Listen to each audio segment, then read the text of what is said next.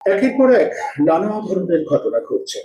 আমরা যখন এই আলোচনায় আসছি তখন বাংলাদেশে ভোটের ফলাফল প্রকাশিত হয়েছে। সেই ভোটের ফলাফল নিয়ে কে কি ভাবছে, ঠিক এই মুহূর্তে আমাদের সঙ্গে রয়েছেন মিরাতুল নাহার। মিরাতুল, আপনার কাছে জানতে চাইবো যে বাংলাদেশে সেই সদ্য নির্বাচন পর্ব শেষ হলো, বলা হয়েছিল যে বাংলাদেশে ক্রমশই মৌলবাদী উত্থান হচ্ছে, সেখানে মৌলবাদীরা ঘিরে ফেলছে, কিন্তু ভোটের ফলাফলে তেমন আভাস বা ইঙ্গিত কি আদৌ মিলল, নাকি মনে হচ্ছে এখনো মানুষ গণতন্ত্রকেই টিকিয়ে রাখতে চায়?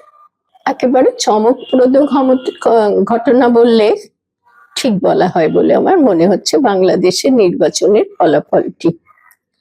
কারণ আমরা সত্যি চারিদিকে সারা বিশ্ব জুড়েই যা পরিস্থিতি দেখতে পাচ্ছি, রাজনৈতিক নেতা নেত্রী বা বিভিন্ন দেশের মাথায় যারা বসে আছেন, তারা যেভাবে সবকিছুকে নিজেদের দলীয় এবং ব্যক্তি স্বার্থে নিয়ন্ত্রিত করে নিচ্ছেন সব ঘটনাকে, বাংলাদেশের নির্বাচনের ফলাফলটা সেই পরিপ্রেক্ষিতে আমার কাছে অন্তত অত্যন্ত চমকপ্রদ একটা ঘটনা বলে মনে হয়েছে। কারণ সত্যি কথা বলতে কি, হতাশা আমাদেরকে গ্রাস করেছে নানান দিক থেকে, আমাকে তো বটেই। কোথাও যেন মনে হয় যে যে ঘটনা ঘটবার কথা, সেই ঘটনাগুলো নিয়ন্ত্রক আগে থেকে বসে ঘটনা কেমন হবে ঠিক করে দেয়।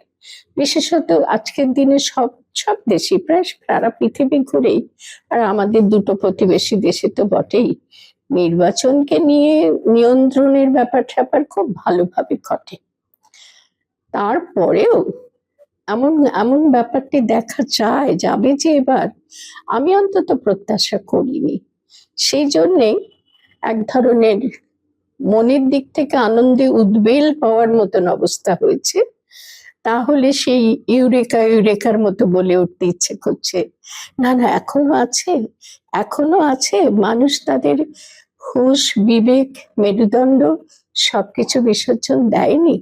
বাংলাদেশের মানুষজন এবার যে নির্বাচনটা গেল, সেই নির্বাচনে তার পরিচয় দিয়েছে।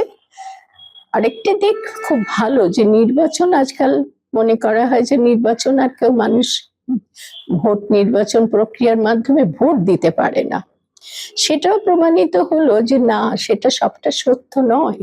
ভোট দিতে পারে, তারা ইচ্ছা করলে পারে, চাইলে পারে, সেটা প্রমাণ করে দিয়েছে। এখন যিনি জয়লাভ করেছেন বাংলাদেশের নির্বাচনে, সেই জয়লাভটা খুব প্রয়োজন ছিল, শুধু বাংলাদেশের জন্য নয়, আমাদের প্রতিবেশী ভারতের জন্য, গোটা বিশ্ব ব্যবস্থার ক্ষেত্রেও এটা লক্ষণীয় একটা ঘটনা বলে আমার মনে হয়েছে। যে ভাবা যায়নি যে নিয়ন্ত্রকরা সবটুকু নিয়ন্ত্রণ করে নেবে, শাসক দলের নিয়ন্ত্রকরা বা শাসক দল যারা হয়, আসলে তারা নিয়ন্ত্রক বনে যায়। তো সব দেশে, বাংলাদেশেও ঘটেছিল। সে বাংলাদেশের মানুষ যে এভাবে মাথা তুলে দেখিয়ে দিতে পারবে যে জামাত সব ক্ষমতা নিয়ন্ত্রণে নিতে পারেনি, পারে না। জামাত মানে গোঁড়ামি দল, ধর্মীয় গোঁড়ামি যাদের মধ্যে রয়েছে, সেরকম দল যারা রাজনীতি করতে আসে। আর আমাদের দেশের দিক থেকেও এটা বিবেচ্য একটা বিষয়, যে আমাদের দেশের যারা জামাত মানে দুই দেশেই জামাত আছে বলে আমার মনে হয়। জামাত বলতে আমি এখানে বোঝাচ্ছি, ইসলামী শব্দটার আক্ষরিক অর্থ জানি না, কিন্তু এইটুকু বোঝাতে চাইছি, প্রচলিত অর্থ হলো গোঁড়া ধর্মাবলম্বী, যারা সেই গোঁড়া ধর্মটাকে রাজনীতির সঙ্গে সংযুক্ত করতে চাইছে। দুই দেশের জামাতপন্থী গোঁড়া ধর্মাবলম্বী, তাদের শিক্ষা নেওয়ার মতন পরিস্থিতি বাংলাদেশিরা তৈরি করে দিতে পারলো বর্তমান নির্বাচনে। এটা আমাদের জন্য অত্যন্ত, আমরা যারা সত্যদ্রষ্টা, সত্য প্রেমিক, সত্যান্বেষী, তাদের জন্য মনে হলো যে সত্যেরই জয় হলো।